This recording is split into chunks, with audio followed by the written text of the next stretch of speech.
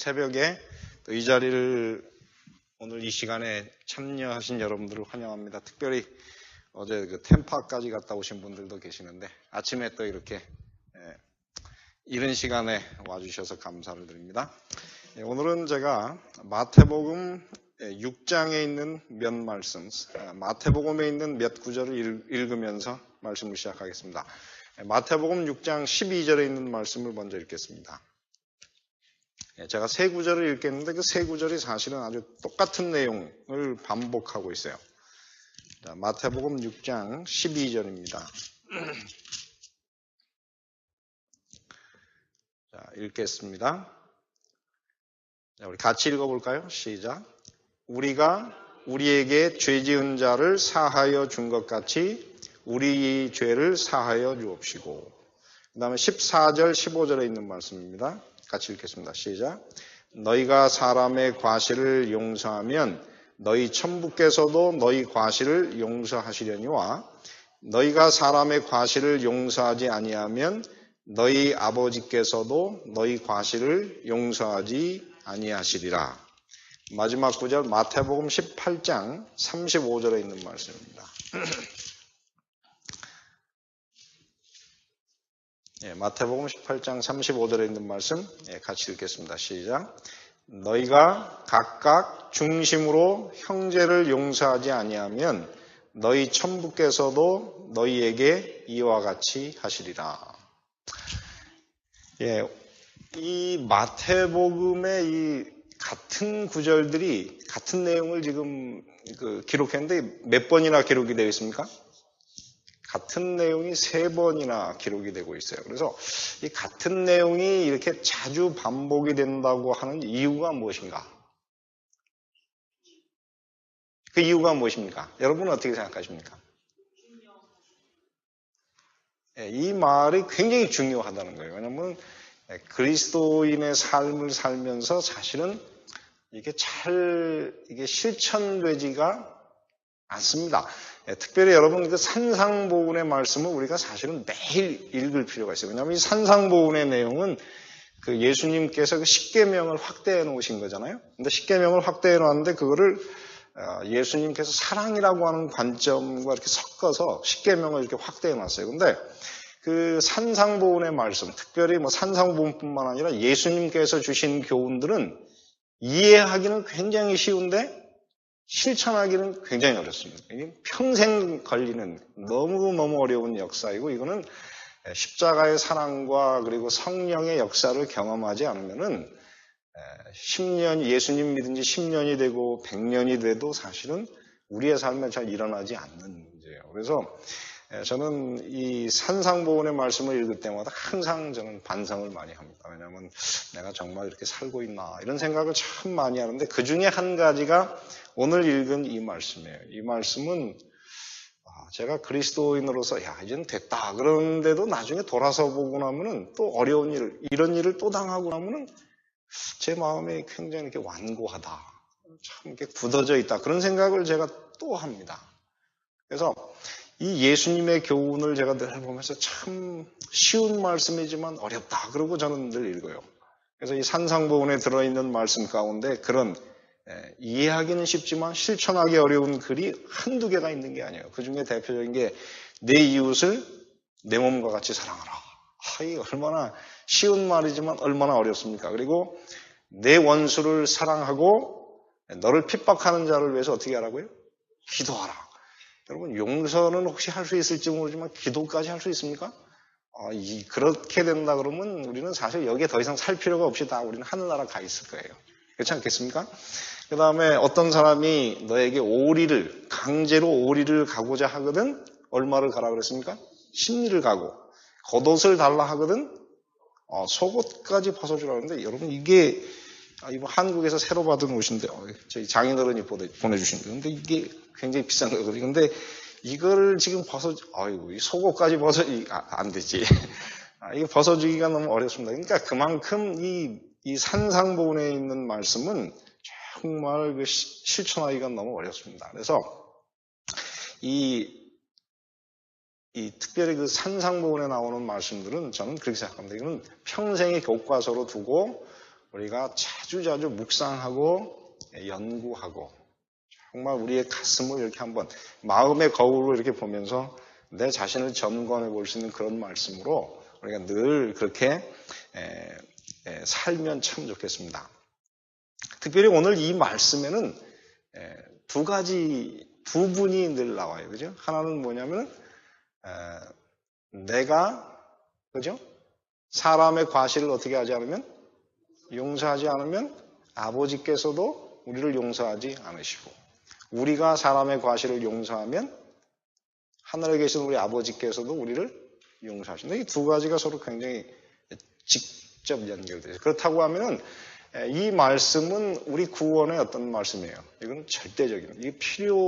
이거는 어떤 말씀은 그렇습니다. 우리에게 이렇게 권고로서 실천하면 더 좋고 안 실천해도 어떤 때는 괜찮은 말씀이 있지만 이거는 하나님께 용서받지 못하고 하늘나라에 들어갈 수 있는 사람은 한 분도 없어요. 그렇기 때문에 이 말씀은 절대적으로 중요한 말씀이기 때문에 이 말씀을 우리가 다시 한번 점검해 볼 필요가 있습니다. 특별히 이 말씀 그리스도인 간의 관계뿐만 아니라 세상에 있는 모든 사람을 향한 관계가 다 들어있어요. 왜냐하면 여기에서 그 첫 번째 나오는 말씀 가운데 뭐냐면 우리가 우리에게 무엇한 자를?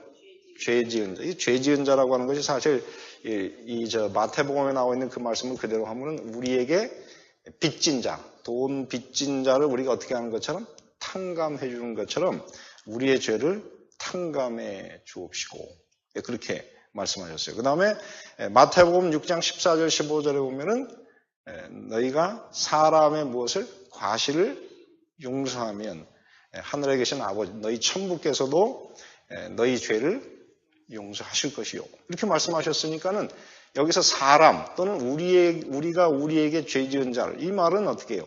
이거는 세상에 있는 모든 사람을 향해서 한 말씀입니다. 그래서 우리가 어떤 이렇게 가까운 인간관계가 아니지만 우리에게 잘못을 저지를 수 있는 사람들이 있을 때에 그 사람들을 우리가 어떻게 해야 됩니까?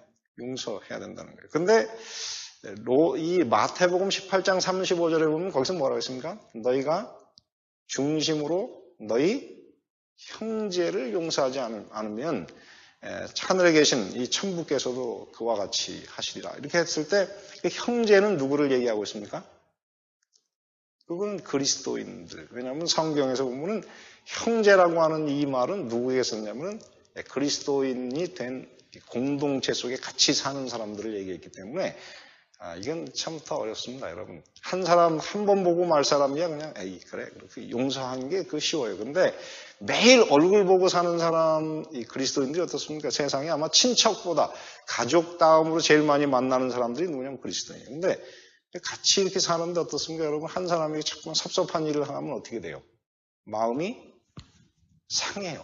사실 그렇습니다. 이게 굉장히 어려운 게 뭐냐면 다른 사람이 나한테 잘못을 하면은 이게 돈 빌려준 것보다 더 심하게 마음에 뭐가 생기냐면 상처가 생겨요. 이게 마음에 상처가 생기는데 다른 사람의 그 잘못을 우리가 let go. 이 용서라고 하는 게 뭐냐면 이렇게 탁 맺혀져 있던 거를 탁 풀어주고 보낸다고 하는 거 아니겠어요? 그런데 그게 여러분 매일 얼굴 보는 사람이 자꾸만 잘못을 할 때 그 풀어주는 게 쉽습니까? 어렵습니까? 굉장히 어려워요. 그래서 여러분 이 남편과 아내 사이가 이게 용서하는 게 그렇게 쉽지 않습니다. 매일 얼굴 보는데 그 똑같은 잘못을 자꾸만 해보세요. 그러면 굉장히 어렵죠.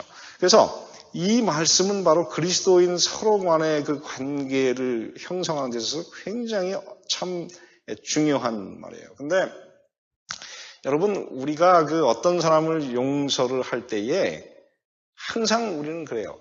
다른 사람이 나에게 죄를 잘못한 것을 고백하고 용서를 구하면 용서하는 거 쉽습니까? 어렵습니까? 그건 그래도 쉬워요. 왜냐하면 그 사람이 내가 잘못했으니 용서를 해 주십시오. 그럴 때 그 사람의 말이 내가 받은 그 상처를 이렇게 딱 쌓아줘요. 이렇게 싸매주는 말이기 때문에 여러분 그 말을 들을 때는 용서하는 게 쉬워요. 근데 많은 경우에 우리가 용서할 때 그 사람이 잘못한 것을 고백할 때만 하라는 거예요? 아니면 사실은 그렇게 되기가 너무 어려워요.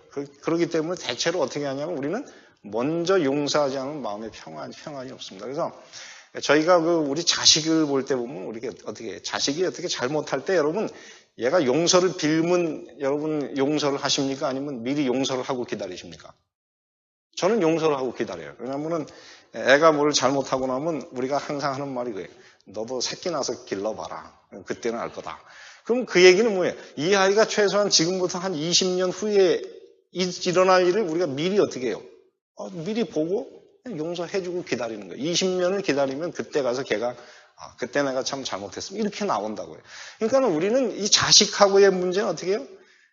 이건 미리 다 그냥 용서해놓고 기다리는 것인데 이 그리스도인의 삶도 사실은 그런 경우가 참 많습니다. 우리는 먼저 우리가 용서하고 기다리지 않으면은 사람과의 관계, 특별히 여러분 이 그리스도인의 관계는 형제 관계가 아니고 원수 관계가 돼요. 그래서 여러분이 그리스도인의 이 공동체를 지키는 데서 굉장히 중요한 것이 뭐냐면은 우리가 먼저 용서하기로 결심하고 사는 거예요. 그 다음에 여러분 오늘 여기에서 보면은 항상 이게 참 어려운 것이 뭐냐면은 내가 용서하면은 누구도 용서하고 하늘에 계신 아버지도 용서하시고 그 다음에 내가 용서하지 않으면 하나님도 용서하지 않는다. 그러면 여러분 어떤 것이 먼저입니까?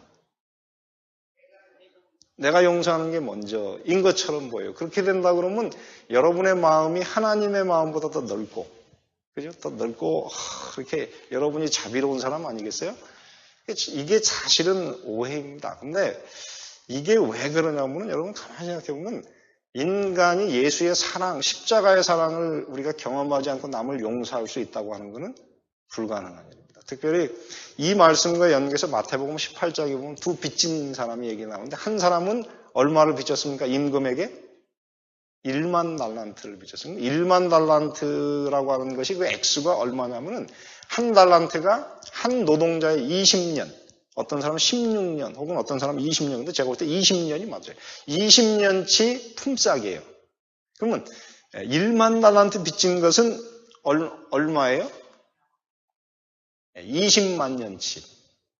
20만 년치 말하자면은 그 잘못한 거를 그 주인이 어떻게 했습니까?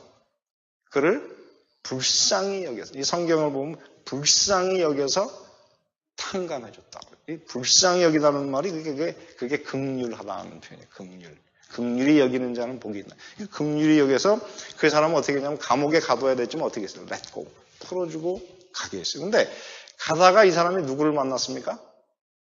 100달란트 빚진 사람을 만나요. 100달란트라고, 100데나리온. 100데나리온이면 얼마냐면은 100일치, 한 노동자의 100일치 품삯이니까는 액수가 적은 돈이 아닙니다. 그죠?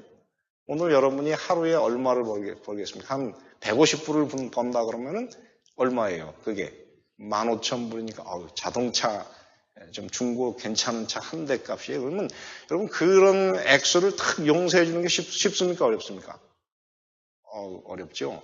여러분 결코 그게 쉬운 게 아니에요. 그런데 어떻게 그러면은 이 사람이 주인이 그거를 1만 달란트 빚진 사람이 그 사람을 용서할 수 있는 가능성은 무엇입니까? 여러분 이 용서는요 단순히 그 빚을 탕감해 주는 것뿐만 아니라 엘렌 화이트 여사의 오늘 글 가운데 참 좋은 말씀이었어요. 용서는 그 사람의 마음을 변화시킨다. 다시 말해 자비를 받은 사람은 그 자비 때문에 어떤 마음이 생기냐면 남에게 너그러운 마음이 생긴다. 변화된 마음이 생기기 때문에 이 용서를 받은 사람만이 거듭나는 것이다. 그래서 거듭난 마음을 가지면 어떻게 됩니까? 그 100데나리온 빚진 사람을 만날 때 그걸 어떻게 할 수 있어요? 그걸 용서해 줄 수가 있는 거예요. 그래서 오늘 이 이야기에 보면은 이 100데나리온 빚진 사람을 용서하지 않고 그 사람을 감옥에다 집어넣는 것을 보니까 나중에 어떻게 했습니까? 이미 용서했지만 주인이 그 1만 달란트 빚진 사람을 다시 데려다가 어디다 뒀어요? 감옥에다 집어넣었어요. 그러면 말이 됩니까? 이미 용서받은 사람을 이미 다 보내줬는데 어떻게 다시 소급 적용을 할 수가 있어요? 근데 성경에 보면 뭐냐면 그 사람이 다 갚도록 그 사람을 감옥에다 집어넣었다. 그러면 어떻게 그게 가능하겠습니까? 이게 왜 가능한 거냐면은 진짜 용서를 받은 사람은 뭐가 생겨요? 마음에 변화가 생기게 돼 있어요. 그 변화가 생긴 증거는 나에게 빚진 사람, 나에게 잘못한 사람을 우리가 어떻게 할 수 있어요? 용서하는 거예요. 그런데 이 사람이 용서하지 못했다고 하는 것은 결국 어떤 것입니까? 이 사람이 1만 달란트의 빚을 용서받지 못했다고 하는 거예요. 그렇기 때문에 주인이 어떻게 자기가 용서받지 못했기 때문에 다시 집어넣는 거예요. 그래서 저는 오늘 이 이야기를 보면서 많은 생각을 하게 됐어요. 오늘 우리는 과연 어떤가? 나는 과연 우리에게 빚진 사람을 정말 용서하는가? 그래서 저는 오늘 이 글을 보면서 그렇다. 내가 하나님 앞에 용서를 받기 위해서 내 이 원칙이 변화돼야 되겠다. 진짜 용서받은 사람은 어떻게 된다고요? 변화돼요. 거듭난다. 그렇기 때문에 오늘 여러분 우리가 한번 그 은혜를 다시 한번 생각해 보시기를 바랍니다. 여러분 은혜라고 하는 것이 얼마나 좋습니까? 얼마나 많은 빚을 지었더라도 우리가 예수님 그 이름을 부를 때 십자가의 그 은혜를 붙들 때 하나님께서 어떻게 해요? 한 번도 죄를 짓지 않는 것처럼 덮어주고 가라고 하시는데 우리는 어떻게 하느냐면 저 사람이 나한테 잘못을 구하면 내가 용서를 해줘야 되겠지. 이렇게 굳은 마음을 가지고 살아요. 그래서 오늘 우리가 이 말씀을 생각하면서 우리도 십자가의 그 사랑 때문에 원칙이 변화된 사람, 거듭난 사람, 너그러운 그런 그리스도인들이 되시기를 간절히 바랍니다. 그래서 저는 교회에서 이렇게 보면 이 교회에서 그렇잖아요. 마음씨.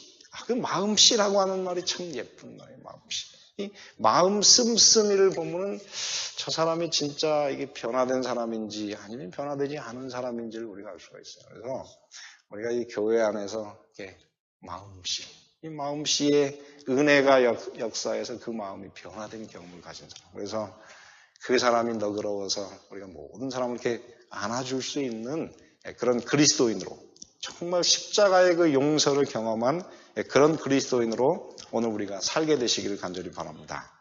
그래서 에베소서 4장 32절에 보면 이렇게 썼어요. 에베소서 4장 32절.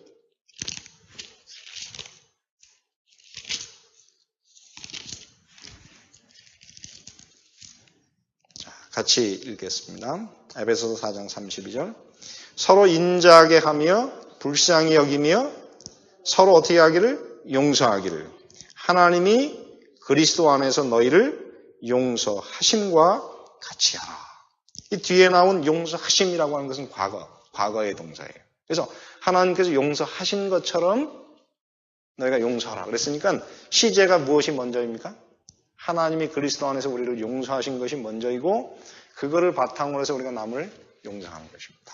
근데 여러분 참 어려운 게 하나가 있어요. 뭐냐면은 엘렌 화이트 여사가 오늘 이 글을 쓰면서 뭐라고 그랬냐면은 교회가 오늘날 능력을 잃어버리는 가장 큰 이유가 무엇인가? 그거는 거듭나지 않은 사람을 교인으로 받아들이는 것이다. 이게 참 어려운 얘기입니다. 그러면 용서를 해야 할 때 어떻게 그냥 덮어주고 나면은 그 얘기는 어떻게 해요? 원칙을 지키지 않는 사람을 다 받아들이라는 얘기가 되는 거니까 이게 참 어려운 얘기입니다. 근데 우리가 이렇게 해야 돼요. 용서는 해야 되지만은 어떤 사람이 그리스도인이 될 때에는 그 사람이 진짜 거듭났는지를 어떻게 해요? 확실하게 우리가 체크한 다음에 교회 농명책에 그 이름을 올릴 수 있으면 좋겠다. 근데 제가 오늘날도 고민하는 가장 큰 문제 중에 하나는 거듭나지 않은 그리스도인들이 교회에 너무 많다.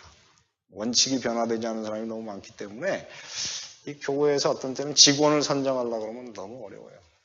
그래서 오늘 우리가 항상 그렇습니다. 이 두 가지를 잘 하십니다. 용서하되 어떻게 하도록 교회에서 원칙은 잘 지킬 수 있는 두 가지를 잘 좋아하는 그런 그리스도인들이 되면 좋겠다.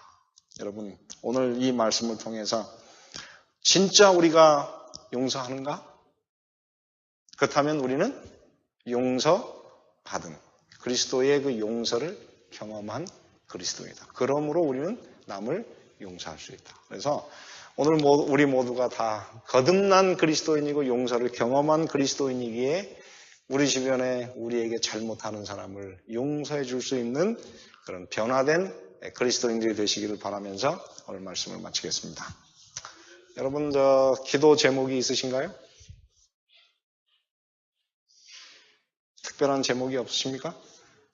그러면은 우리 청년 교회를 위해서 좀 많이 기도해 주시고, 특별히 우리 자녀들을 위해서 많이 기도해 주셔서 우리 자녀들이 다 우리와 함께 하늘나라에 들어갈 수 있도록 그렇게 좀 기도해 주시기를 바라겠습니다. 그리고 교회에 성령께서 역사하셔서 이 교회가 이렇게 들어올 때에 우리 모든 사람들이 이 교회에서 신령함을 느낄 수 있는 그런 살아있는 교회가 될 수 있도록 우리 기도해 주시기를 바라겠습니다. 자, 제가 먼저 기도하겠습니다. 은혜로우신 아버지 하나님, 주님께서 이 새벽에 또 저희들을 이곳에 불러주시고 또 주님께서 주신 쉽지만 실천하기 어려운 그 교훈들을 다시 한번 생각할 수 있도록 은혜를 주시니 고맙습니다.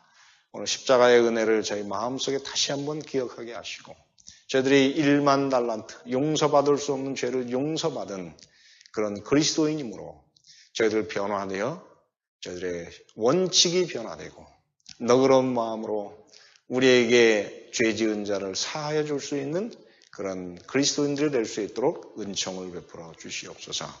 당신의 말씀을 우리의 삶에 매일매일 실천하고 주님을 닮아가는 그리스도인들이 될 수 있도록 축복하여 주시옵소서.